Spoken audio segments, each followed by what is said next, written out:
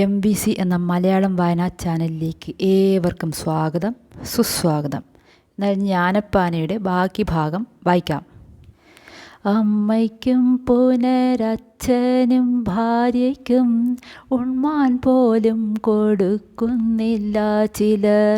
അഗ്നിസാക്ഷിണിയായൊരു പത്നിയെ സ്വപ്നത്തിൽ പോലും കാണുന്നില്ല ചിലർ.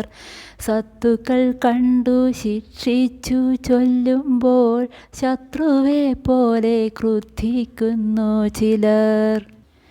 അർത്ഥം: അഗ്നിസാക്ഷിണി, അഗ്നിയെ സാക്ഷി നിർത്തി സ്വീകരിക്കുന്ന ധർമ്മപത്നി, ക്രുദ്ധിക്കുന്നു, കോപിക്കുന്നു. വ്യാഖ്യാനം: മാതാവിനും പിതാവിനും പത്നിക്കും ഭക്ഷണം നൽകാൻ പോലും ചിലർ തയ്യാറല്ല.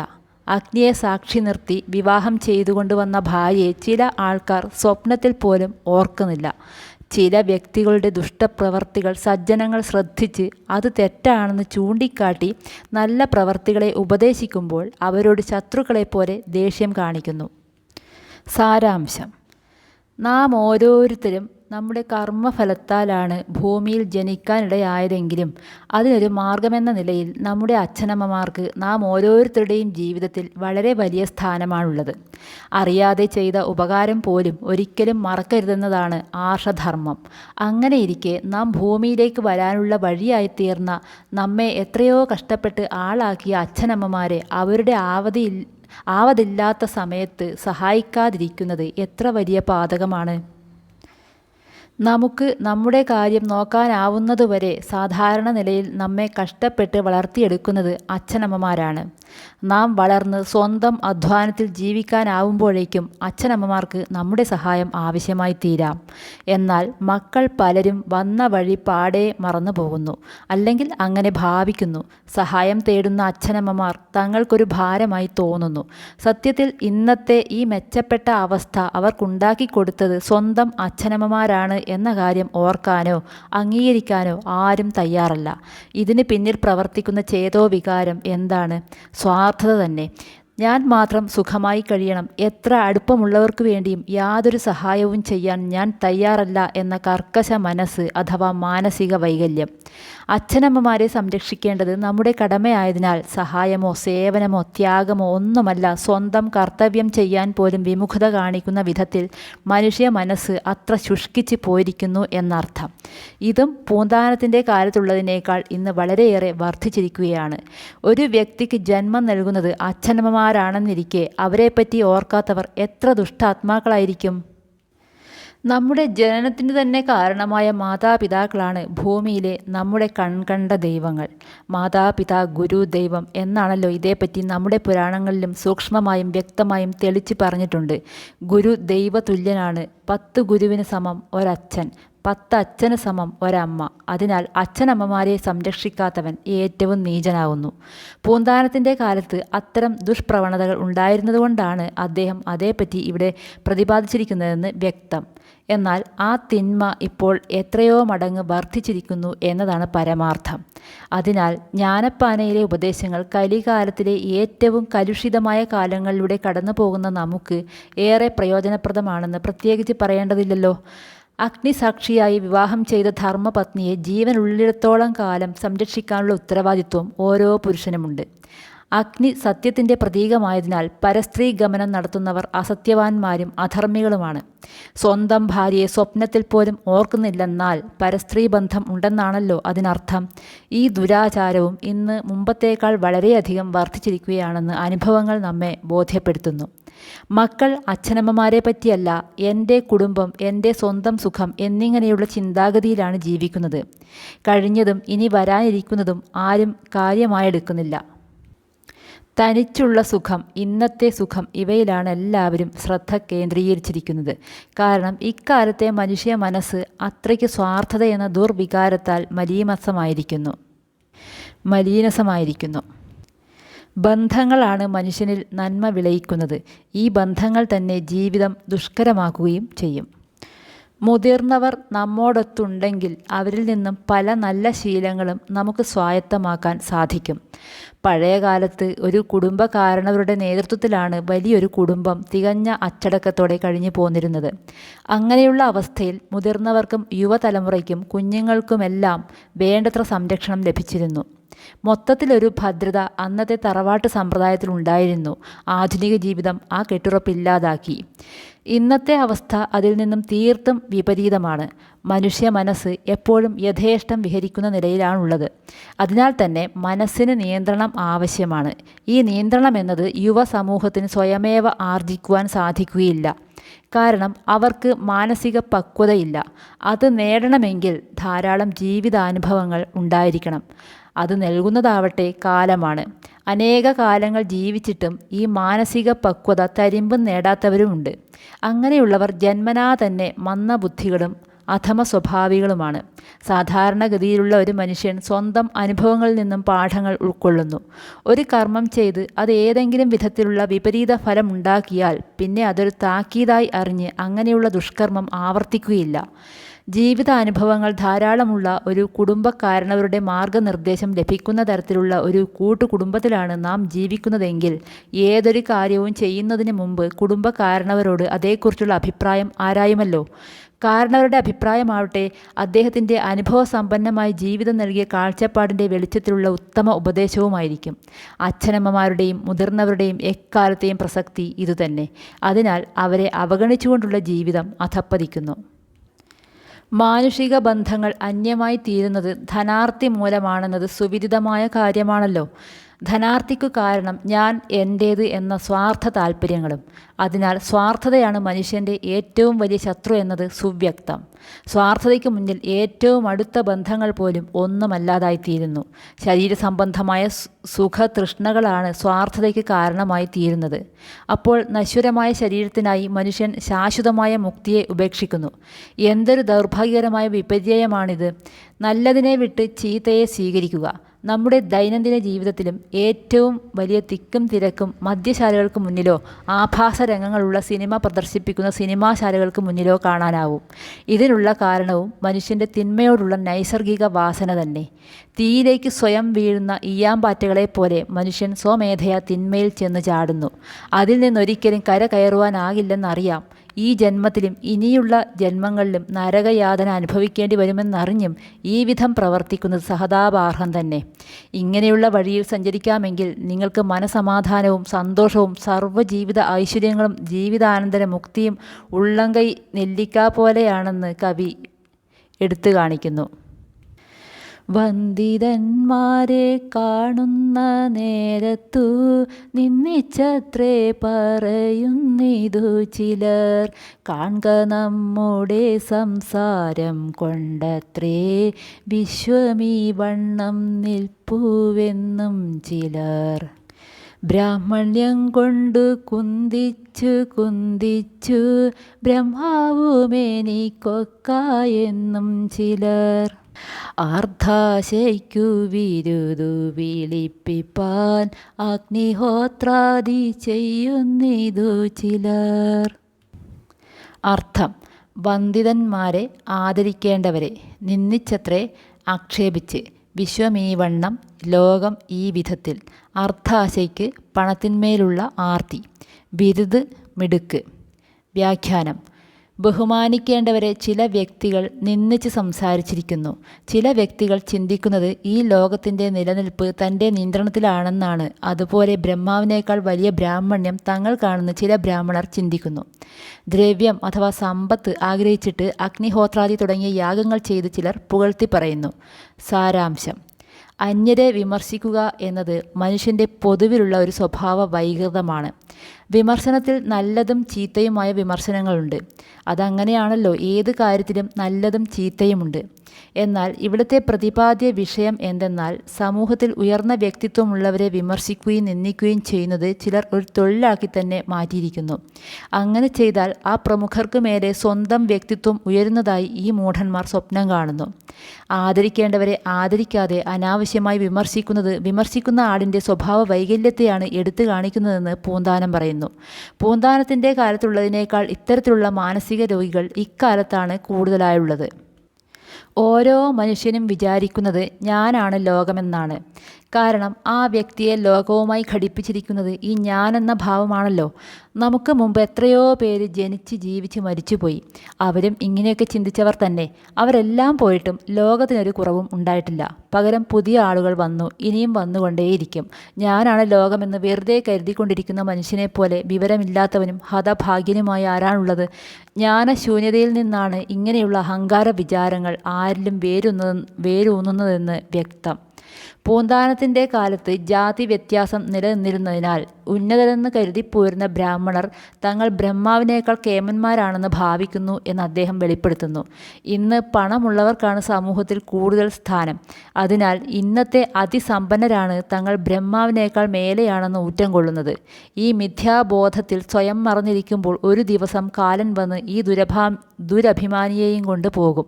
അപ്പോഴും എപ്പോഴും ആ വ്യക്തി ബ്രഹ്മാവായിരുന്നില്ലെന്ന ബ്രഹ്മസത്യം മറ്റുള്ളവർ മനസ്സിലാക്കുന്നെങ്കിലും അല്പജ്ഞന് അതുപോലും അറിയാനുള്ള അവസരം ലഭിക്കുന്നില്ല.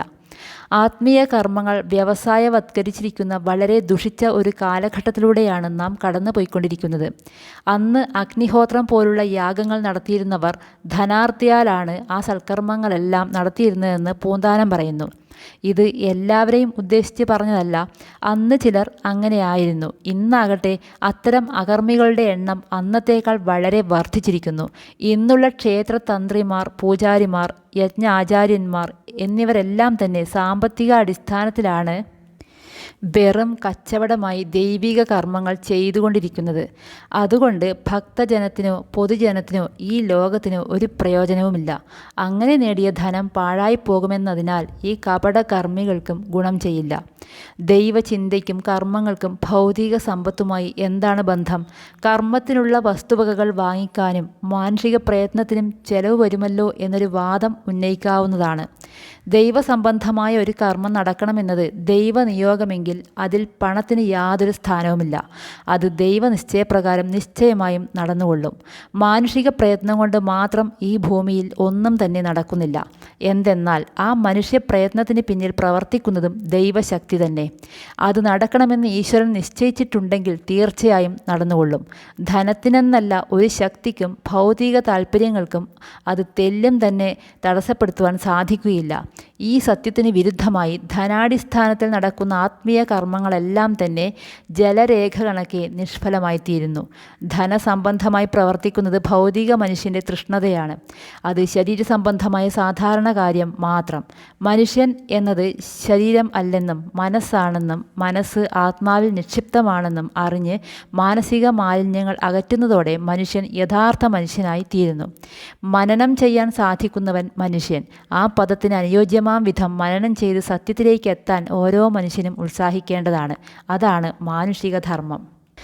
സ്വർണങ്ങൾ നവരത്നങ്ങളെ കൊണ്ടും എണ്ണം കൂടാതെ വിൽക്കുന്നിതു ചിലർ. മത്തേഭം കൊണ്ടു കച്ചവടം ചെയ്തും ഉത്തമ തുരകങ്ങളതുകൊണ്ടും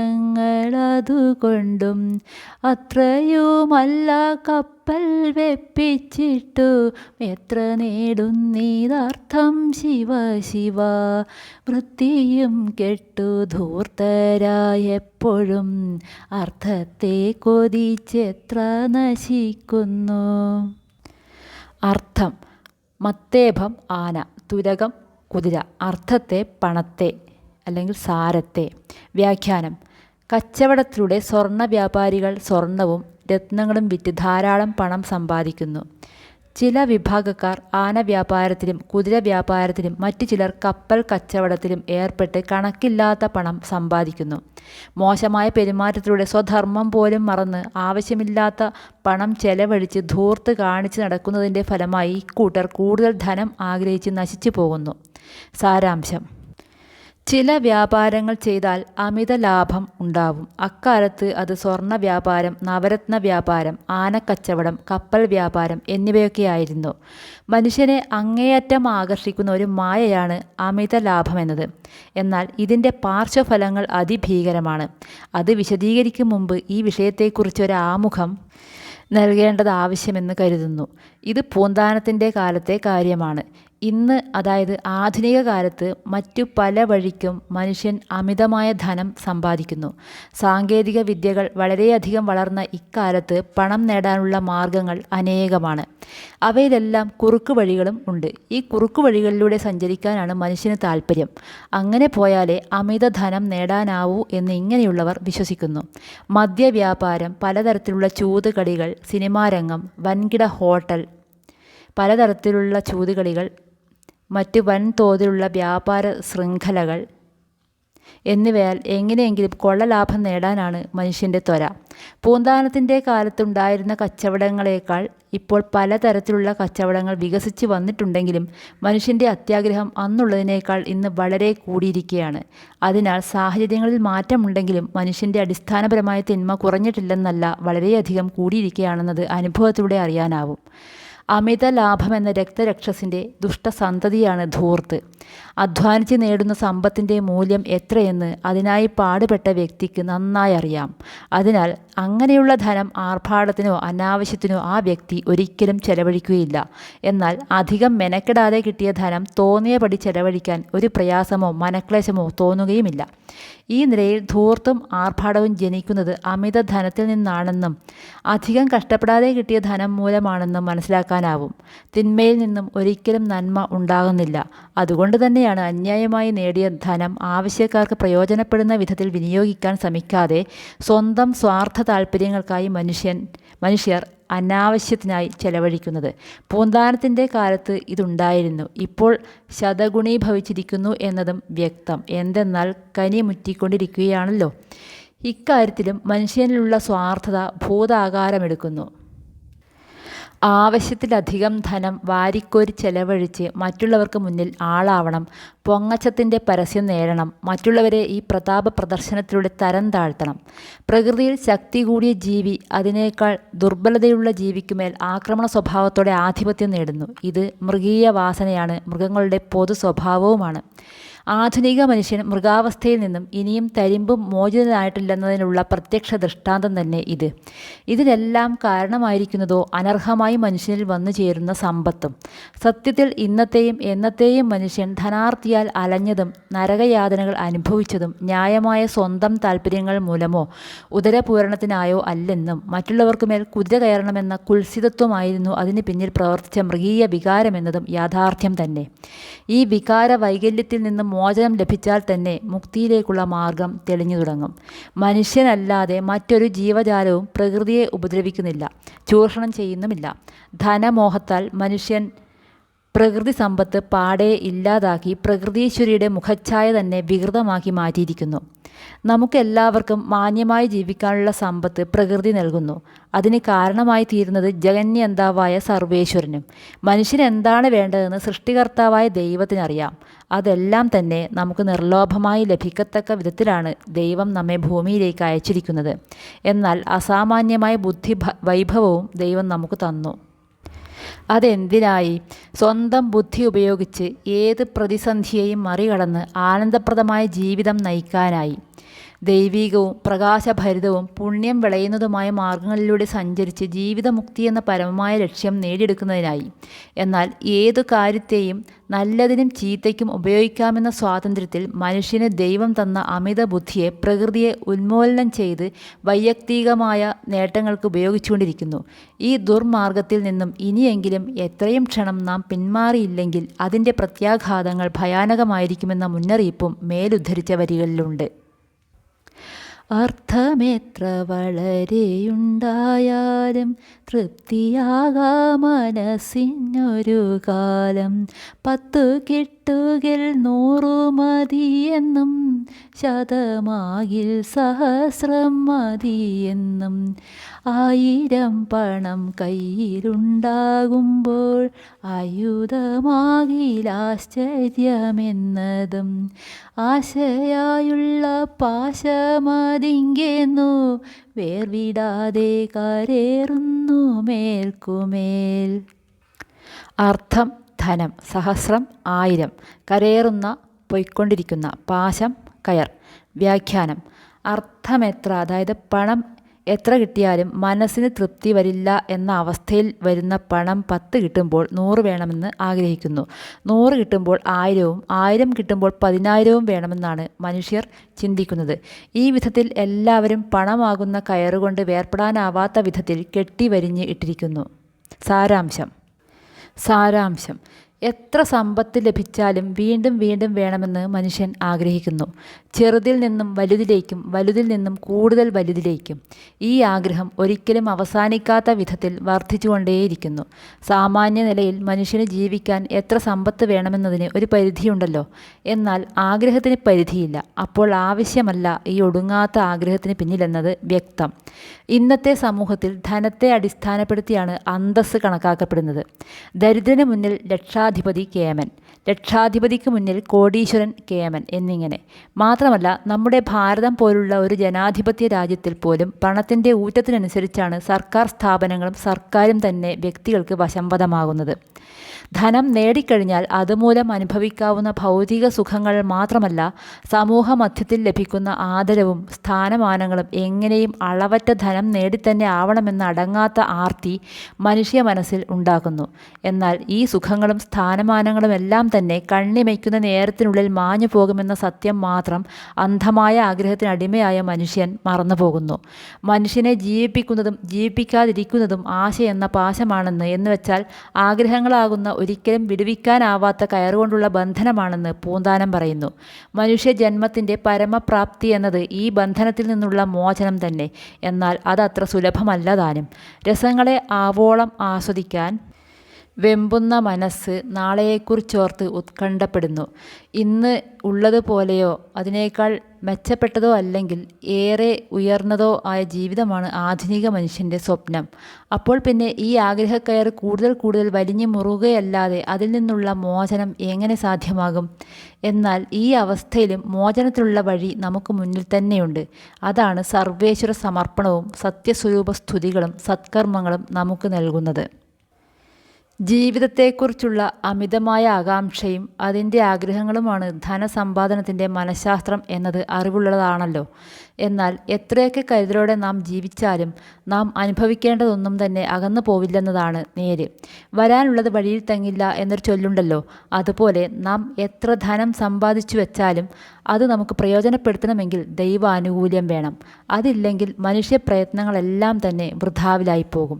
ഇതിനുള്ള ഉദാഹരണങ്ങളും അനേകമുണ്ട്.